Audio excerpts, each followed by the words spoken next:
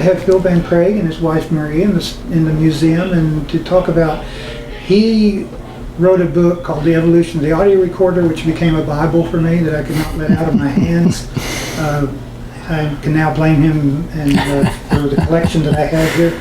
But it was just an incredible insight into the recording and that. And I just wanted to talk to you about, you worked for Ampex for a while. Yes, I did. Yes. Yeah, I was in their audio video professional products division as a senior instructor. And although I lived in California at the time, in the Bay Area, in their corporate offices, I spent almost all of my time on the East Coast and traveling back and forth because my clients at the time included ABC studios in New York City and Christian Broadcasting, CBN. And those were two of the largest clients of Ampex at the time for their professional video products. And they had just come out with a new product called the VPR2, which was a professional 1-inch recorder that eventually replaced even their own 2-inch quadruplex recorders. It was much, much smaller in size. In fact, there's a funny story about that. In my kitchen in Tucson, I had, and Maria can testify to it, what Ampex called their portable quadruplex machine, which was a console that had handles on the side. It weighed 455 pounds, okay? And this was their portable, and they had a very interesting advertisement which had a very frail-looking young lass on roller skates, as if she was just winging along with this machine. And it was really funny, especially, and I recalled that as we were loading it onto our minivan with the help of some workers from the street who happened to be around, fortunately, to help us load it up when unfortunately I parted with that particular machine. Had a very good relationship with Ampex, and that was a key portion of my development, I guess, in terms of my knowledge of recording.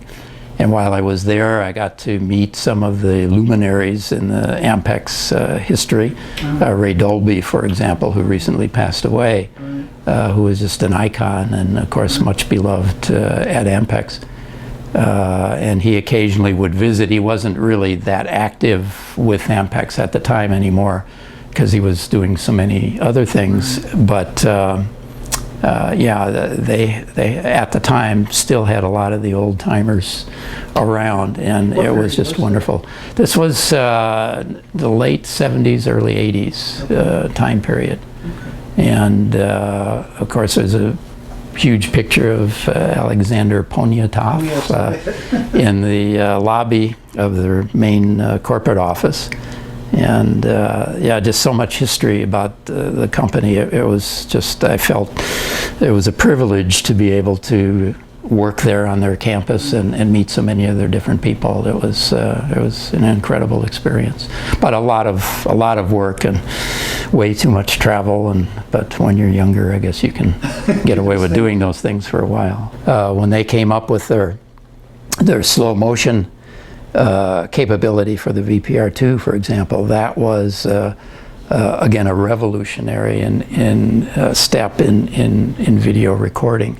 They came up with what was called a dithering head, which was a head that was able to actually move back and forth in order to force good signature adherence with the diagonal tape recording, and that I mean, things like that just blew me away, that how they were able to do this. Ampex had an interesting practice. They would have these engineering reviews, and I don't remember if it was once a week or twice a month, that sort of thing. And the engineers would get together and they would talk about what they're doing and what they're putting into products, and they had to defend their circuit and their principle to the other engineers who would, and I don't know if it was his tradition or what it was, who would try to knock it down, and they would talk about all the negative aspects of it. Well, how come you're not doing this, and why did you do this way, and all that sort of thing. And sometimes became very confrontational. And at the time I was kind of taken back because these poor guys, like the guy, what the heck was, I can't think of his name, who did the dithering head, people were really, you know, even though he had demonstrated it and it was very close to becoming part of the VPR2 product, I felt really bad for these engineers because, I mean, they would just nail these guys. But in the end, and looking back at it now, it was, I think, one of the things that made Ampex excel in terms of their engineering expertise, because their engineers understood that they had to be absolutely at the top of their game, that they had to, of course they understood what they were doing, but they had to be able to communicate that to others. They had to be able to translate it into circuitry that was at the same time very effective in its execution without any special things having to be done in terms of maintenance. And they had to be able to defend this to their peer group in very rigorous exchanges. And I think that's what made them, from an engineering standpoint, so terrific. And unfortunately, I although I was never part of it, but their marketing and their other organizations within Ampex that I think didn't do so well, and some of the decisions they made with regard to consumer products and continuing this evolutionary and revolutionary process through their professional group, it just kind of fragmented, and unfortunately Ampex just kind of went away, and I was surprised. It's too bad. Yeah, as I got into it, TIAC ended up doing a lot of their late manufacture. Oh yeah, and the consumer products group that they developed and run out of Elk Grove Village, and they traded on the name Ampex and put out a whole series of not so good consumer products, and it's too bad that they decided to go that way, and they made some mistakes. But from an engineering standpoint, in their professional division, boy, it was top notch, and I was just proud to be there. So. How did that then evolve into audio, or did you? Well, I was interested in audio prior to that excursion. I was also interested in video, but more as a hobby sort of a thing, and I had purchased quite a bit earlier some early half-inch Sony video recorders, so-called home video recorders, and then Akai came out with the VT100 series, and I had a VT110DX. Oh, wow. I still have one. We've got the Roberts 1000 over there. Okay, yes, I had one of those too later on. Oh, that was a troublesome machine, yes, but interesting. But interesting, yeah. And the portable version was really quite revolutionary in 1970, 72, 73, something like that. And recorded my son and very early age, and so I had been interested in video, but audio was my primary focus from the time I was probably, I don't know, 12 or 13 years old. But Ampex was my opportunity to get into the professional aspect of it. Right. And since I was sort of in charge from the certainly from an educational standpoint of the VPR2, and I wrote much of the maintenance manual for the VPR2, that forced me to interface with their engineering staff on a large scale, and I had a tremendous growth curve that I had to overcome, because then I would go to these organizations like ABC in New York, which had their stable of engineers who of course had many, many years of professional video experience, and I was new and had to sit or stand in front of them for 2 weeks and give this detailed engineering course on the nuts and bolts of the VPR2 and the time-based corrector that was associated with it and some of the other associated products. So it was many sleepless nights, into the fire. But a terrific education. I have treasured that through the years, and even though, although again in the kitchen in Tucson. We had a full-blown VPR2 console that has But you couldn't cook on. gone away, no. But I wasn't able to part with my transparencies that we used to use on the 3M machines to give the courses, and I still have the multicolor marked up versions that I used when I gave my classes. I just couldn't part with it, but I don't know if I could give the class today without boning up considerably. It was a great machine though, and it actually did eventually replace the quadruplex machines, and it had capabilities that the quadruplex machines could not mimic, and eventually got into stop motion and slow motion and things that just from an engineering standpoint were not possible because of the engineering of the quadruplex machines, and the VPR2s were so much smaller in size. And of course Sony got in on it almost right away, and their sales probably exceeded those of Ampex fairly quickly. Or did you do recording also? The only recording, most all of the recording I did was just for my own interests, my own purposes, and I did help out friends and did a little bit of work on the side, but most of it was on the engineering side. And while working in servicing, another part of that work was in doing some customizations for some of our larger clients, and we were also a big Crown dealer from Elkhart, Indiana, and I was at the Crown facility more than once, and so I designed some custom switchers and other things that were used in conjunction with the Crown machines that our clients wanted. Yeah, they went through, again, many stages of evolution from the earliest 700 series, and some of those were a bit on the finicky side, but they kept working at it, and yeah, the 800 series was some very good machines. So you kind of collected along the way then?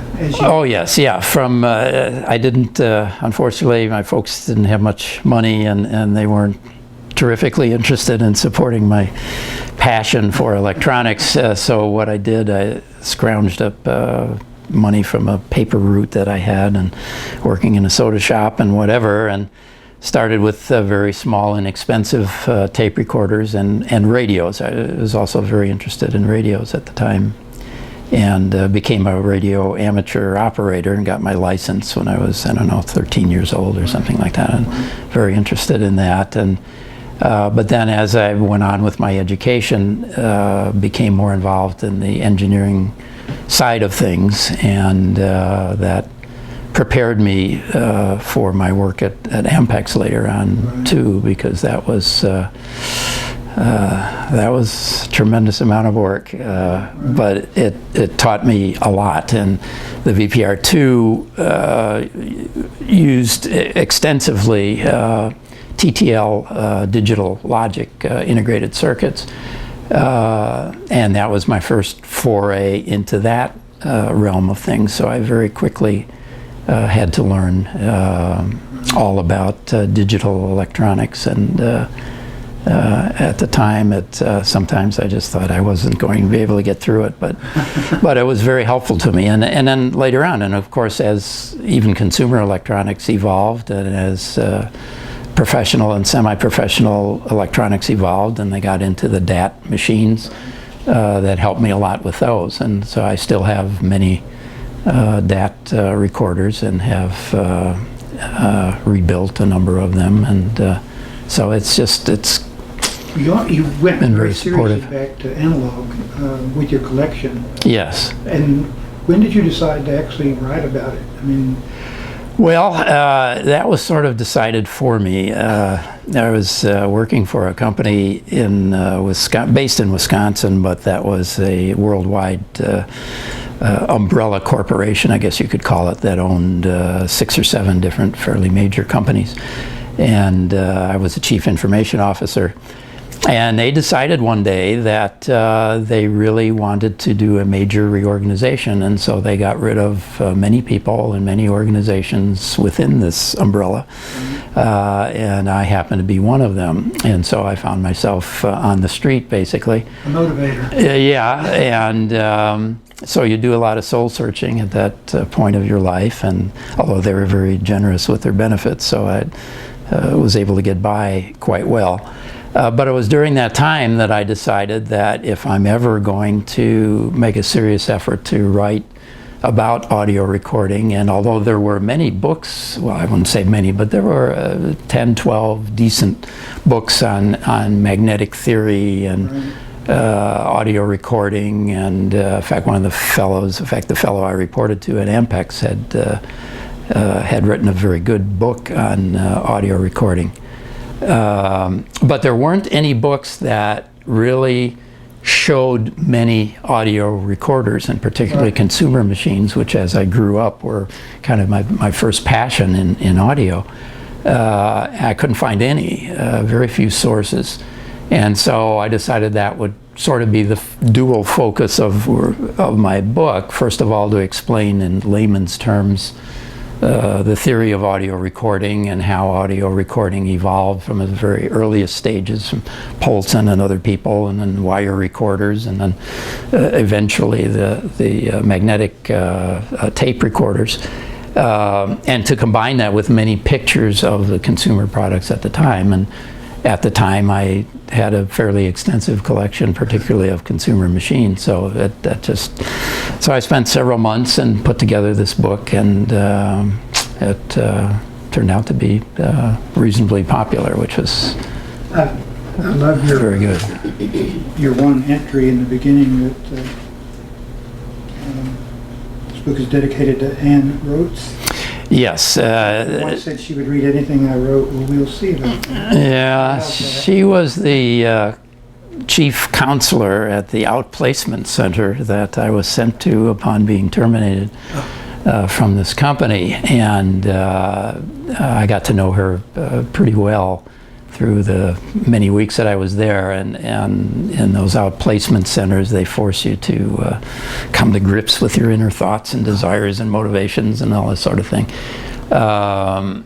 And in that process, they make you write a number of different things, and I did, and she was quite impressed with my writing, and she did make that comment to me that she would read anything I ever wrote. And so I sent her a copy of the book. I unfortunately had lost contact with her afterwards, and so I never got back to her to find out whether she actually did read the book. But well, you wrote in a beautiful style. I mean, it was a real easy read. It was engaging, and it was funny. Thank you. Just really enjoyed it. Again, it stays well used. Oh, thanks. Yeah, it was a lot of fun to do, and it one of the most difficult parts of it was to try to limit the size, because there was so much I wanted to say, and yet I wanted it to be a very visual experience as well with the photographs. And given the costs of publishing and doing good 4-color quality printing at the time, I had to kind of scale things back, and so it still wound up being what, 500 pages or something like that. And I, through the years, and you and I think spoke, 2-3 years ago about this too, briefly, that lots of different possibilities. I mean, crazy things, like having more than one location, or having machines and like a mobile displays in a 18-wheeler kind of a thing, and touring at least regionally to universities or whatever, and giving lectures, to their engineering schools and all that sort of thing, and hopefully getting some, financial but that could be an response. Right, exactly. So as then to be able to reach a larger number of people in a larger geographical area, as opposed to, the Mustard Museum in a, outside of Madison, Wisconsin. Also visiting exhibitions, museums is visiting. Yeah, for example, the MIM in the Phoenix area, I imagine would be very receptive, because there certainly is a tongue and groove connection there and corollary to what they do and what they're trying to do with regard to the preservation of all of these materials and the donations they've gotten from all the musicians and guitars and amplifiers and a few recorders here and there. And so that would be something they could advertise and do, you know, quarterly or annually or whatever. There's a broadcast museum in Chicago, in downtown Chicago, which again has a smattering, yes, years ago. It is incredible, but again, if you're trying to show this sort of thing and really focus on audio tape recorders, not so much. That's not their, you know, major thing. And so again, I would think that they would be very supportive of a mobile display that would come in and lecture and offer to their constituency. So yeah, there are a number of challenges there, I guess, as to what sort of form would be best and would could be most inclusive. And then as you alluded to earlier, just where do you draw the line? In other words, you mentioned CDs. Well, do you want to get into that sort of thing? And there are, of course, analog audio recording people who are not that interested in the digital side of things, and they kind of think that audio really lost its thing when it went over to digital, and people who claim that they can listen to analog recording versus a digital recording of the same material, and they can tell the difference. And you know, so there's where do you draw the line? Whereabouts does your top 10 machine stand today after what you said in the book? Well, it's probably pretty close to what's in the book. It's very difficult, I guess, to separate yourself from a totally objective basis in terms of technical specifications versus machines I grew up with, and you know, like the Roberts 990 is a good example. I mean, it still gives you that special feeling when you see one and you operate one, and yet from a technical standpoint it could be argued almost out of existence compared to Revoxes. And of course, when you get into the professional machines with the Studers and the Ampexes and whatever, it fades to insignificance. So it's tough to keep emotions out of it, but maybe emotions are an important part of your selection too. And what I have found in terms of people who have come to see my collection, and friends or new acquaintances would come to the house, and invariably they would see an old recorder or an old radio, and their face would just brighten up, and they'd say, I had one of those, you know, when I was 15 years old. And it just turns on that switch, you know, and you just see them light up.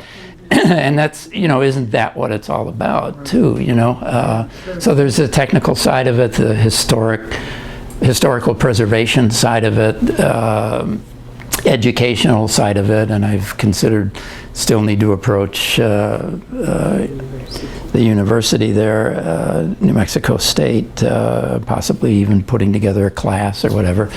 And then in the little lectures and discussions that I have given in the past, people have been extremely receptive and saying, oh my God, you know, aren't you gonna, you know, do a series of these or make a tape of it or something? And during those types of sessions, I would try to make them fun and challenge the people in the audience and say, well, let's say we make a recording on an audio tape, and you know, and so I would have a tape recorder running, and you notice the, you know, the longitudinal speed and how the speed is kept constant by the pinch roller and capstan shaft, and now what happens if I were to turn that around and play it the other way, and the top would be on the bottom and the bottom would be on the top? So then I gave them an A, B, C, D, E. What would it sound like? Would the sound be upside down? Right. Would the sound be backwards? Would the sound be the same as it was before? And it forced people, you know, who are not audio enthusiasts or tape recorder enthusiasts, really think about it, you know, and get a few laughs at the same time. But it got the audience involved, and if you could do that even on an engineering level with something like the Nagra 2, which I brought today, and to show how audio recording magnetic recording, and let me know if I get too carried away in this because I get very emotional about it. It wasn't, I mean, at a certain point, it quit evolving. It was more of a revolution. And if you look at the Nagra 2, which was a fantastic machine for 1951, 1952, through the early 50s, and you then look at the Nagra 3, introduced in 1958, which was a solid-state machine, but more than solid-state, it was a revolutionary new product compared to the wind-up motor, frankly, very limited reporter-type machine that the Nagra 2 was.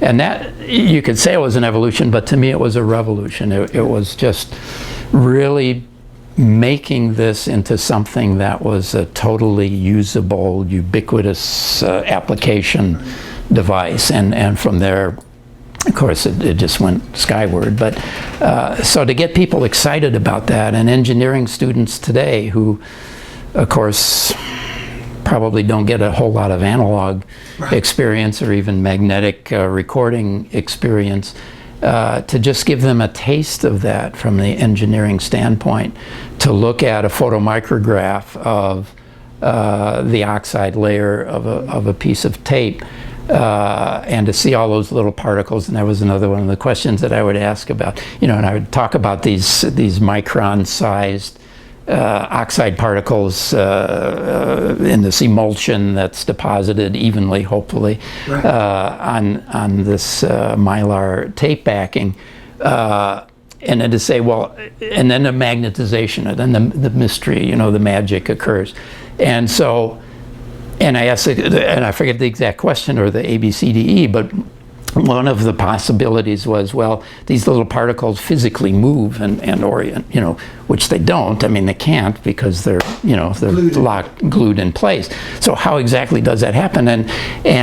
But before giving the answer, one of the possibilities was one that many people chose, and that was that these little particles actually move and rotate themselves into, like you would in the science experiment in high school where you had all the magnetic filings and then you put a magnet to the bottom. They were suspended in something, and so they, oriented themselves properly.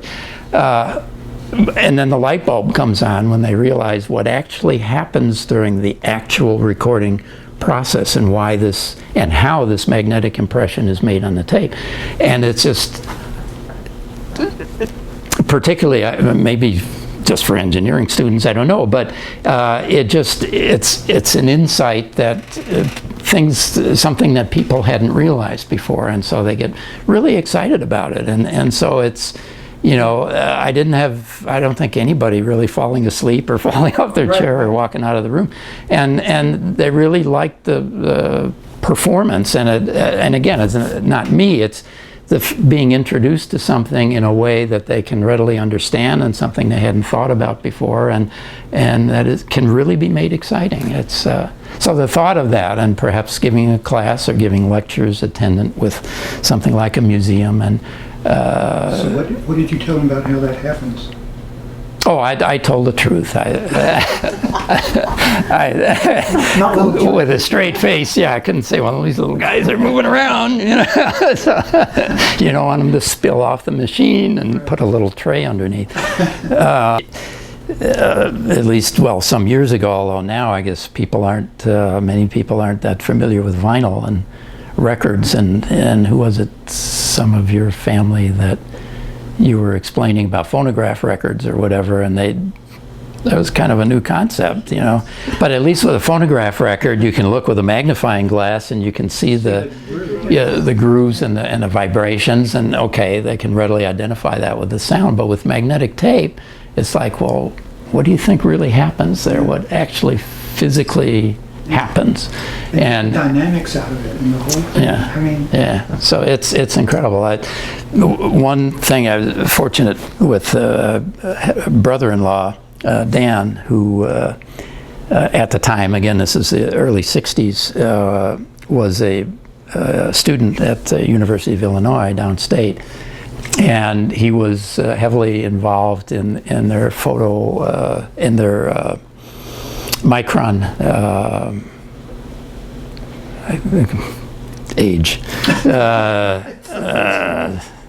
microscopes. I forget the exact term, and these were at the time humongous machines, but were capable of looking at things extremely small particles. And he invariably worked the night shift, and so we would go in there at 12, 1 o'clock in the morning when other people hadn't had time on the machine, and the machine was open. And so I brought some samples of magnetic tape, and then we made some photomicrographs of these, and we used inexpensive tape, and then we used good tape. And you could see with the inexpensive tape the clumping of the oxide particles, and you know, it wasn't, they couldn't get a very even dispersion, and then you saw with the high-end tapes, at least at the time, that it was much more even and a random distribution and stuff. And I mean, it was, wow, it was really fantastic stuff. See the difference visually. Yeah, so that, again, it was just one of those experiences through life that stayed with me, I guess. It's anything about analog or what you've worked with that comes to mind that you want to share on the interview that I haven't asked you about? Well, as I had mentioned to you earlier, my first love of within tape recorders were the very inexpensive. I had a little mini-core tape recorder. Was one of these vest pocket type machines with the little 1.5-inch reels. And I was really fascinated by that, and then branched out. But when I got a little bit more serious and was a member of a small dance band, I obtained a Roberts 990 recorder, which I purchased with my mother's help and brought it back from Polk Brothers in Chicago, Illinois. We hauled it on the bus. It was, I don't know, 48 pounds, I think. They didn't have the box for it, but that was probably good because it wouldn't have fit on the bus. And so that was kind of the way I got started into it. And then after I got married, we bought a little, well, it wasn't so little, Silvertone audio recorder. Again, I still have that model. I forget it offhand. And we walked that home from Sears Roebuck in Chicago. And then it went on from there, and so I guess I was personally involved with a number of different machines, mostly at the consumer level. Right. When I was playing guitar, and for the first public performance at a small nightclub called the Fickle Pickle in downtown Chicago, I borrowed because I didn't yet have a real amplifier, a Pentron tape recorder, and used it as a small amplifier. You could use those for playback for PA systems they used to advertise. Yeah, exactly, and used that for my first public performance. So yeah, there were just many experiences like that with different types of machines, and that just grew and grew and grew. And then finally, as I mentioned, when I went to Ampex, as a vocation as opposed to just an avocation, that made a big difference in my life and forced me from an engineering standpoint to really get up to speed on exactly what the state of the art was and what was possible in both audio and video. One of the things the museum's trying to do is ask, what was the first time you heard yourself recorded, and what was it recorded on? Oh boy. Yeah, I think it was the model number is RA11. I don't remember and it came with several brand names. Apolloc or Apolloc, I don't know how it's pronounced. APOLOC was one of the brand names. And it was a very small machine, about this size. And it ran on 2 C batteries and a 9-volt battery. And it was a rim drive, which meant, of course, that the linear speed was a function of how much tape you had on the take-up reel. So splicing and putting things together was somewhat difficult. And then later on, they had versions that had a variable speed with a rheostat. But I think that was the first tape recorder that I purchased, and it was like $19.95, which was 20 days of work on my paper route. Right. And it had a little crystal microphone with it, and yeah, and that was exciting. And I, of course, showed it to my family and my grandparents, and my grandmother in particular was actually, I think, afraid of it. she didn't understand it, of course. She hadn't Right. been involved with anything like that, had never thought about, and so when she heard her own voice, she didn't realize that it was her voice and really didn't admit to the fact that it was her voice, even though it obviously was her voice. And that had a weird effect on me. And so yeah, there was just experiences way back when. Thank you, Phil, so much. Oh, it was a pleasure. Transportation of the tape And the from one battery? reel to the other. The batteries are used strictly for the electronic. And the reason they did this was because the motors used a lot more current, a lot more power. And so if they had to provide batteries for the motor, in addition to the batteries for the electronics, the batteries for the motor would go bad, would be exhausted before the batteries for the electronics. And for people using these remotely, and I had one client of mine that I did some work for who was going to the remote areas in Africa.